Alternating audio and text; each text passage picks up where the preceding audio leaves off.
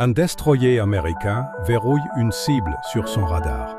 Elle apparaît comme un chasseur F-14, mais à l'intérieur, c'est un Airbus de ligne qui vole exactement dans le couloir civil. Le 3 juillet 1988, le USS Vincennes, en pleine poursuite d'une vedette rapide iranienne dans le détroit d'Ormuz, tire 2 missiles. Le vol Iran Air 655 se disloque en mer. 290 personnes, aucun survivant. Les États-Unis ne présentent aucune excuse officielle. Ils acceptent seulement de verser 131,8 millions de dollars de compensation, 8 ans plus tard, à l'issue d'un procès international. Pour l'Iran, c'est une blessure jamais reconnue. 32 ans plus tard, c'est l'Iran qui répète la même erreur.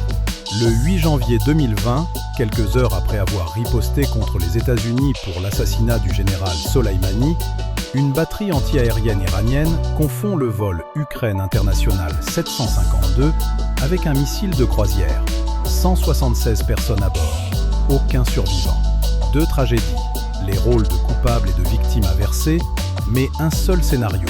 Des combats en pleine intensité, un radar sous pression, quelques secondes pour appuyer sur le bouton. Ce n'est pas l'arme qui a failli, ce sont des humains en pleine guerre qui n'ont plus le temps de douter de leur propre jugement. Fin juin 2026, après une guerre qui a fermé le détroit d'Ormuz pendant plusieurs semaines, un cessez-le-feu vient d'être signé.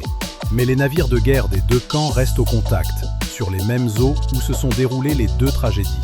Ormuz ne manque pas de missiles. Il lui manque quelques secondes pour regarder 2 fois avant d'appuyer sur le bouton.